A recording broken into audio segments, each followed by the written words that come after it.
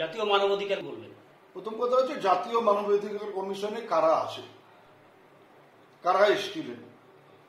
জাতীয় মানবাধিকার কমিশনের সদস্যরা এসে অজয় রায়ের বাড়িতে গিয়েছিল, কিন্তু উদয়ন গুহ কোথায় ছিল সেটা কিন্তু খোঁজ করেনি।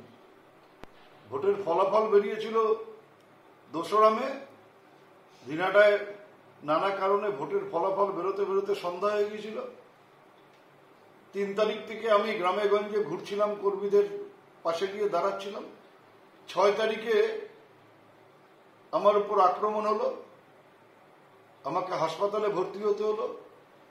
8 তারিখে সকালবেলা আমি বাগডোগরা থেকে প্লেন ধরে কলকাতায় চলে গেলাম, অপারেশন হলো, 1 মাস আমাকে ওখানে থাকতে হলো।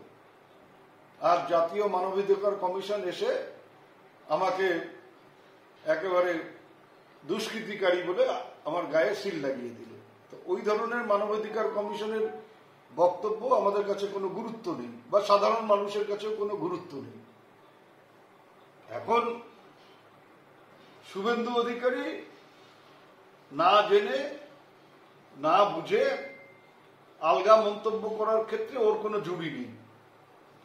তবে একটা কথা আমি ওকে বলতে পারি, বলেছে নাকি যে আমাদের রাজনৈতিক মৃত্যু হবে 2026-এ। ও কথায় কথায় আমাদের রাজ্যের মাননীয় মুখ্যমন্ত্রীকে চ্যালেঞ্জ করে যে আমি ওনার বিরুদ্ধে দাঁড়াবো, একবার হারিয়েছি আবার হারাবো, ওকে প্রাক্তন করে দেব। তা আমিও ওকে চ্যালেঞ্জ করছি, যদি দম থাকে, ও যদি নিজেকে বড় বিজেপির নেতা বলে মনে করে, ওর ক্ষমতা থাকলে 2026-এ যেন দিনাটা বিধানসভা কেন্দ্রে এসে ভোটের লড়াই করে, তারপর জামানতটা নিয়ে যদি ফিরতে পারে, তখন বুঝবো যে ও সত্যিকারের বিজেপি বড় নেতা।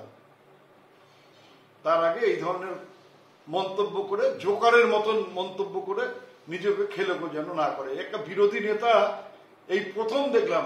আমি 2011 থেকে অনেক বিরোধী নেতা দেখছি, এবং তার আগেও বিধানসভার বাইরের থেকে বিরোধী নেতাদের দেখেছি।